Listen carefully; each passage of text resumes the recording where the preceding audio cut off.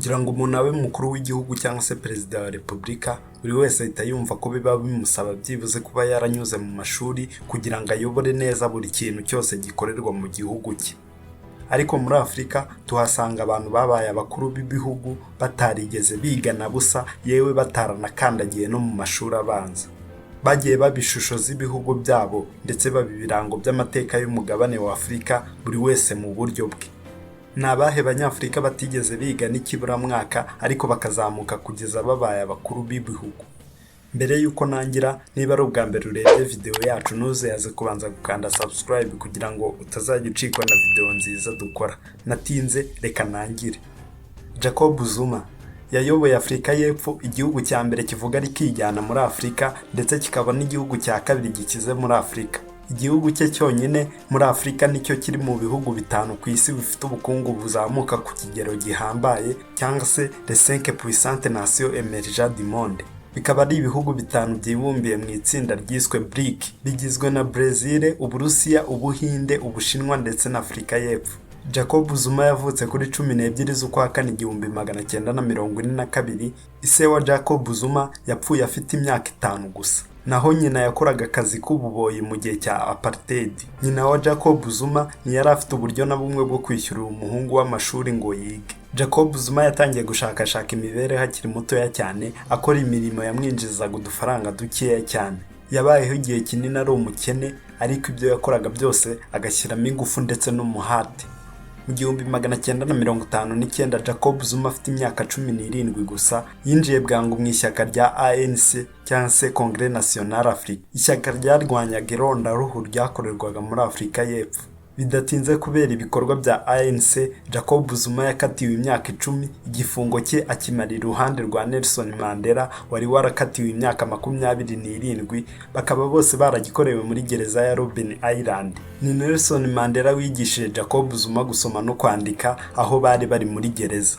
Jacob Zuma amaze gusohoka muri gereza yakomezanyije imbaraga zidasanzwe muri ANC ndetse yiyemeza no gutangira inkundura yo guhinduka umunyapolitiki uhambaye muri Afurika y'Epfo. Kuri 14 z'ukwa gatandatu 1999 Jacob Zuma yatorewe kuba vice perezida wa Afurika y'Epfo kugera kuri 14 z'ukwa gatandatu 2005. Ku itariki ya 18 z'ukwa 12 muri 2007 yatorewe kuyobora ANC. Nyuma Jacob Zuma yatorewe kuyobora Afurika y'Epfo ku 9 z'ukwa gatanu 2009, aba perezida wa 4 wa Afurika y'Epfo. Jacob Zuma afite abana babarirwa muri 20 babyawe n'abagore 6 yatunze. Hari byinshi yagiye akora ndetse yagiye ahabwa n'ibihembo byinshi, akaba yareguye ku perezida kuri 14 z'ukwa kabiri 2018 kubera ibirego karundura yari yaragiye ashinjwa nka ruswa, fraude n'ibindi byari byaragiye bimuhama.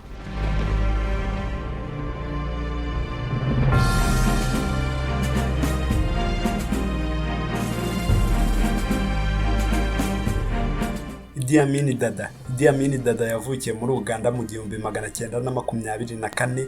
Idi Amin Dada yarezwe igihe gitoya na nyina kuko se yari yarapfuye akivuka. Niyize icyo yakoze akora cyane no kuragira amatungo. Idi Amin Dada yari umugabo munini cyane w'ibugango, yari afite uburebure bwa metero 1 na santimetero 91 n'ibiro bisaga 100.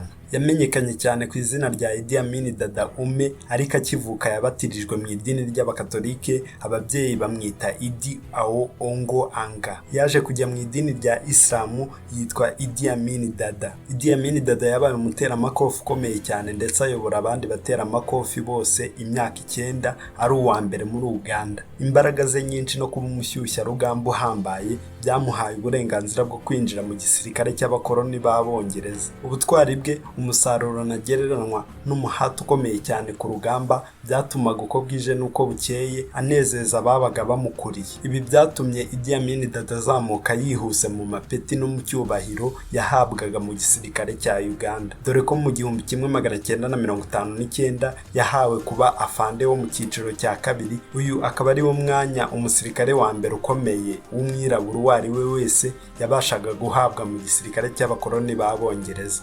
Ubwo Uganda yabonaga ubwigenge mu 1962 yagizwe generali mu ngabo za Uganda. Kuri 25 z'ukwa mbere mu 1971, Idi Amin Dada yageze ku butegetsi ateye coup d'etat Milton Obote.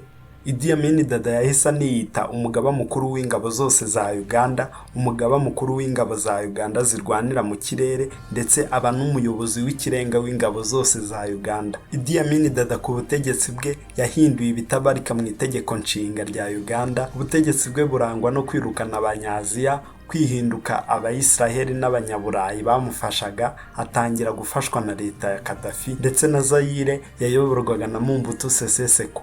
Mu 1977, Idi Amin Dada yacanye umubano n'Abongereza, ndetse atangira no kubishongoraho bikomeye kugera ubwo yafatiraga imitungo yabo yose muri Uganda, ndetse agera naho yongera ku mazina ye menshi yari yarihaye izina rya Conqueror of British Empire, cyangwa se uwigaruriye ubwami bw'Abongereza. Mu myaka 9 Idi Amin Dada yayoboye Uganda yakoze byinshi, harimo no kuba umukuru wa OUA. Iyi ikaba yaraje guhinduka AU cyangwa se Afrika yunze ubumwe. Idi Amin Dada yamenyekanye cyane nk'umunyamashyengo ndetse n'umwicanyi ukomeye icyarimwe, mu mazina atandukanye bamwise nka Kijambiya cyangwa se umuhoro, Bacha of Uganda cyangwa se umubazi wo muri Uganda. Idi Amin Dada afatwa nk'umwe mu bategetsi b'abagome isi yagize.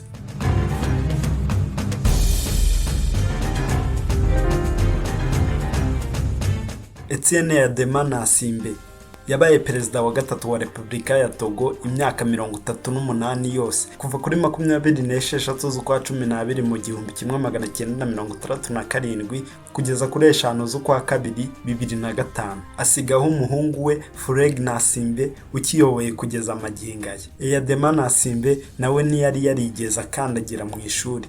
Yadema Nasimbe yavutse mu 1935. Ise yapfuye akiri uruhinja, nyuma gato yakiri umwana mutoya cyane rwose. Nyina yaramutaye ajya kwishakira undi mugabo. Nyina yamutaye kuko mu muco wa Togo bitabaga byemewe ko umugore ashyingirwa akazana umwana w'undi mugabo mu rugo rushya. Ubuzima busharira kuri Yadema bwatangiye ubwo, kuko no kubona icyarya byabaga ari amahirwe kuri we. Yadema yaje gutoragurwa n'abamisiyoneri b'abaprotesta bamufasha kugenda amenya imirimo imwe n'imwe yoroheje. Nyuma gatoya mu 1953, Yadema yinjiye mu gisirikare cy'abakoloni b'Abafaransa muri Dohame, akaba ari muri Benin. Ahantu hose bamusabaga gusinya yateraga igikumwe kuko yabaga atazi gusoma ndetse no kwandika. Ariko muri Dohame cyangwa se Benin yarwanye intambara nyinshi, nk'intambara yahuriwemo n'Abafaransa, Abahinde n'Abashinwa, arwana intambara yo muri Algeria, ndetse yageze naho akora akazi ko mu gikoni mbere yo gusubira iwabo muri Togo mu 1962. Mu 1963, Yadema yari ari ku ipeti rya Serija, ayobora coup d'etat bwa mbere, ahirika uwari perezida wa Togo Sylvanus Olympio, ahita anamwica ako kanya, ndetse Yadema ahita ashyira ku butegetsi Nicolas Grinitsky. Mu mwaka w'1967, Yadema yari koloneli, yateguye indi coup d'etat ya gisirikare ya kabiri, ahirika Nicolas Grinitsky yari yarashyize ku butegetsi. Nuko ku itariki ya 14 z'ukwa 4 muri uwo mwaka w'1967, Yadema ahinduka perezida wa Togo, ndetse aba n'umukuru w'ingabo icyarimwe. Yadema yaje gupfira muri Tunisia azize indwara y'umutima ku itariki 5 z'ukwa 2 muri 2005, apfa afite imyaka 69.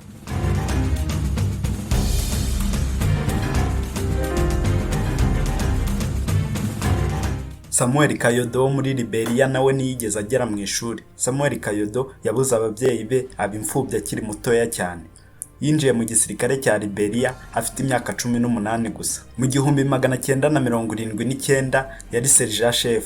Urwango Samuel Kayodo yari afitiye Abanyamerika babimukira bari baraje gutura muri Liberia kuva mu 1820, bakanatangira kuyobora bonyine guhera mu 1847, rwamusunikiye gukora uko ashoboye kose kuva yamenya ubwenge kugeza mu 1980, ubwo yajyaga mu gatsiko ka gisirikare kari kagizwe n'abavukaga mu bwoko bumwe nawe. Muri uyu mwaka w'1980, nibwo we n'agatsiko ka gisirikare yari arimo bateye kudeta wari perezida William Tolbert. Samuel Kayo ahita aba perezida atabanje kugira n'umwe agisha inama mu bo bafatanyije gutera kudeta, ndetse ababaye n'umwenegihugu wa mbere kavukire wari utegetse igihugu cya Liberia. Samuel Kayodo yayoboje inkoni y'icyuma Liberia guhera agifata ubutegetsi. Ako kanya yahise yicisha abategetsi benshi bari bagize ishyaka rya True Whig Party yari yarahiritse ku butegetsi. Ubutegetsi bwa Samuel Kayodo bwaranzwe no gushyigikira Leta Zunze Ubumwe za Amerika mu ntambara y'ubutita, ndetse ubutegetsi bwe bwaranzwe no gutonesha abantu bo mu bwoko yavukagamo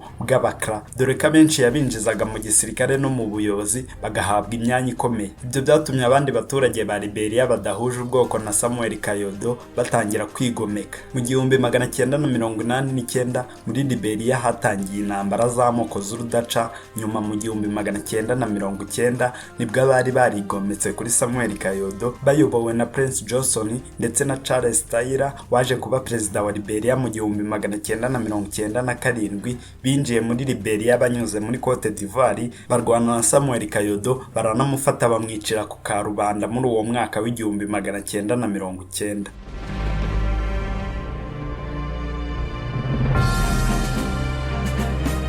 Noel Miraley wayoboye Chad nawe ntiyari yarigeze yiga. Yavukiye mu burasirazuba bwa Chad mu 1932.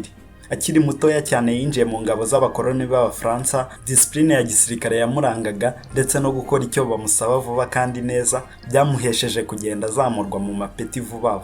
Yageze ubwo ayobora etat major ya Chad, nyuma aba perezida wa Chad, ariko yayoboye mu gihe cy'iminsi mike. Nyuma kuva mu 1975 kugeza mu 1978 nabwo yayoboye Chad, ariko afatanyije n'agatsiko ka gisirikare kazwi nka military junta. Ngibi byari bikubiye muri iyi video. Niba wayikunze ntiwibagirwe gukanda like. Turagushimiye cyane.